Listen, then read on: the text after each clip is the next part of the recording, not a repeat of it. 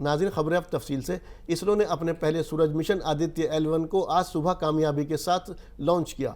इस मिशन को आज श्रीहरिकोटा से सतीश धवन स्पेस सेंटर से सुबह 11:50 पर लॉन्च किया गया।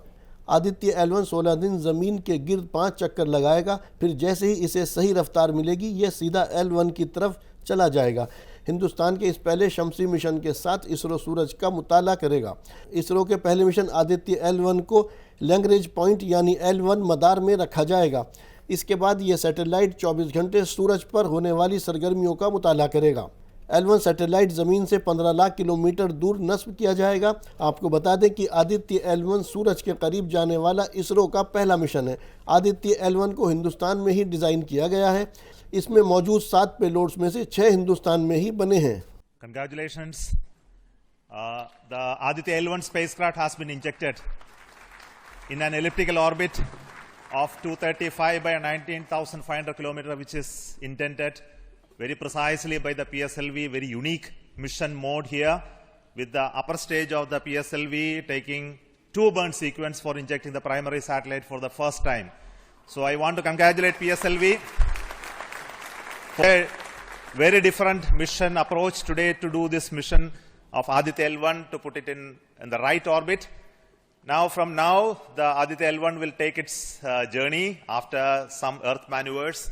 It will start its journey to the L1 point, a very long journey of almost 125 days. So let us wish all the very best to Aditya spacecraft for its long journey and being put around the halo orbit of L1. जिला गाजियाबाद में मेरी माटी मेरा देश मुहिम का आगाज़ हुआ। इस मौके पर बीजेपी के कौमी सदर जेपी नड्डा ने तकरीब में शिरकत की। बता दें कि तकरीब से खिताब करते हुए जेपी नड्डा ने मुंबई में हुई इंडियन इत्तेहाद की मीटिंग को लेकर जमकर निशाना साधा। ये वो लोग थे, मोदी जी देश को आगे ले जा रहे, ये वो इकट्ठे हुए थे जो परिवार को आगे ले जाना चाहते हैं। लालू को तेजस्वी की चिंता, अखिलेश को डिप्पल की चिंता, सब परिवार, सोनिया जी को राहुल की चिंता। ये काहे की नेशनल पार्टी? ये तो परिवार की पार्टियां बन गई, बाकी तो सब इनके खिदमत करते हैं। ये उद्धव, ये किसकी चिंता कर रहा है? महाराष्ट्र की या आदित्य की? ये शरद जी, क्यों पार्टी टूटी? परिवार के कारण। ये परिवारवाद, ये परिवार के प्रति प्रेम। ममता दीदी, पीसी, बंगला में पीसी बुआ को बोलते हैं, पीसी और भतीजा भाईपो। तो पीसी को भाईपो पसंद है। तृणमूल कांग्रेस किस लिए है? बंगाल के लिए नहीं है, भतीजे के लिए है। इसको भी हमको समझना चाहिए। ये परिवारवाद। लालू, राबड़ी, तेजस्वी, तेज प्रताप, मीसा, कोई परिवार के बाहर का नाम दिखता है? ये परिवारवाद। तो ये परिवार को जिंदा रखने के लिए वहां इकट्ठे आए। हिज़्ब इख्तिलाफ दलों के इत्तेहाद इंडिया की तीसरी मीटिंग को लेकर बीजेपी के कौमी तर्जुमान सैयद शाहनवाज हुसैन ने आज तीखा हमला बोला। शाहनवाज हुसैन ने कहा, कल स्टेज सजाकर इकट्ठे होकर मोदी जी को गाली दी, मुल्क को गाली दी और चीन की हौसला अफजाई की। और क्या कुछ कहा शाहनवाज हुसैन ने, आइए सुनते हैं। देखिए, तीसरी बैठक हो गई सो कॉल्ड इंडिया अलायंस की, बेनतीजा रही। अलग अलग नरेंद्र मोदी जी को गाली देने वाले लोगों ने मंच सजाकर इकट्ठे होकर मोदी जी को गाली दी, देश को गाली दी, चाइना का प्रोत्साहन किया, चाइना का प्रोपेगेंडा किया और नरेंद्र मोदी जी के लिए अपशब्द वहां पर बोला गया। और हर अलायंस में जेडीयू के लोग कहते थे कि नीतीश कुमार जी सबको इकट्ठा कर रहे हैं, संयोजक बनेंगे, संयोजक बनेंगे। पहली मीटिंग में नहीं बने, दूसरी में नहीं बने, तीसरी में भी नहीं बने, क्योंकि कोई भी प्रधानमंत्री का उम्मीदवार तो इनको तय करने की जरूरत नहीं है, क्योंकि प्रधानमंत्री इन लोगों का बनना नहीं है। लेकिन कोई अलायंस बनता है, उसका संयोजक, चेयरमैन, इस पर भी विवाद है, वो भी तय नहीं हो पाया। इससे बात साफ है कि ये जो आज बैठक रही है, सिर्फ मुंबई के व्यंजनों का मजा लिया है इन्होंने, फोटो सेशन हुआ है और कुछ नहीं हुआ। और ये कहना कि लालू जी का कि जिनकी खुद 0 सीट है वो कह रहे हैं मोदी जी को चांद और सूरज पे भेज देंगे। मोदी जी हिंदुस्तान की जनता के दिल में बसते हैं, कोई माई का लाल उनका बाल बांका नहीं कर सकता।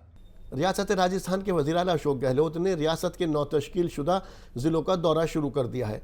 इसी के पेश नज़र वज़ीर आला अशोक गहलोत ने ज़िला दूदू में राजीव गांधी देही ओलंपिक खेल ज़िलाई सतह की तकरीब का इफ्तिताह किया।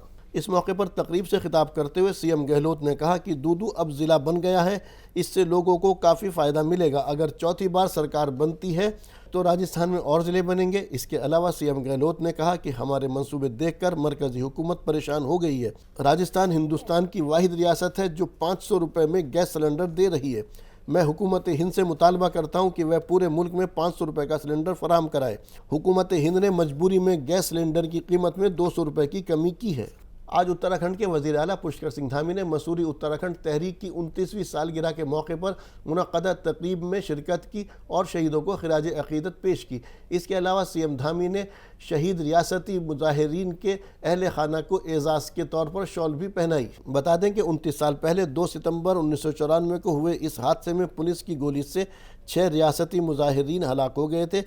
प्रोग्राम से खिताब करते हुए सीएम धामी ने कहा कि रियासती मुजाहिरीन की याद में मुनक़्क़दा खिराज अक़ीदत तक़रीब में हम सब ये अहद करते हैं कि हम रियासत उत्तराखंड को रियासती मुजाहिरीन के ख्वाबों के मुताबिक बनाने में अपना हिस्सा डालेंगे। इस बार के विधानसभा के सत्र में उसको लाएंगे और उसको एक विधेयक के रूप में मान्यता मिल जाएगी तो हमारे जो लोग नौकरी में लगे हुए हैं, सेवाएं दे रहे हैं, उनकी सेवाएं जारी रहेंगी। उनके ऊपर अब किसी प्रकार का वो नहीं होगा। एक ये बहुत बड़ा काम था। आज मैं कहना चाहता हूं कि हम लोगों को ये राज्य बहुत शहादत से मिला है, बहुत आंदोलन से मिला है। यह बात न हम भूलें, न भूलेंगे, न आने वाली पीढ़ियों को भी भूलने देंगे। हमारी आने वाली पीढ़ी भी इस हकीकत को समझे कि यह राज्य उनको कितने संघर्षों से मिला है। हमारी मातृशक्ति ने कितना बड़ा योगदान उस समय दिया, जहां माताएं बहनें, चाहे खटी मां का कांड हो, चाहे मसूरी का हो, चाहे रामपुर तिराहा का, मुजफ्फरनगर का कांड हो, मातृशक्ति ने हमेशा आगे रहकर इस आंदोलन को चलाने का भी काम किया। अपने परिवार के पुरुषों को भी, उनको भी आंदोलन में भेजने का काम किया, उनको हौसला दिया। मुल्क में 1 नेशन 1 इलेक्शन को लेकर बहस मुबाहिसा जारी है। तमाम नेता इस मौजू को लेकर अपना इजहार ख्याल कर रहे हैं। हरियाणा के वज़ीर आला मनोहर लाल खट्टर ने भी 1 नेशन 1 इलेक्शन को लेकर अपना रद्द अमल पेश किया। उन्होंने कहा कि ये एक काबिल तारीफ कोशिश है, मैं इस कदम का खैर मकदम करता हूँ। और क्या कुछ कहा सीएम खट्टर ने, आइए सुनते हैं। वर्षों पुराना प्रधानमंत्री श्री नरेंद्र मोदी जी का सपना, मुझे लगता है कि बहुत सार्थक ये बात उन्होंने कही कि 1 नेशन 1 इलेक्शन, और इस 1 नेशन 1 इलेक्शन की बात को आगे बढ़ा रहे हैं।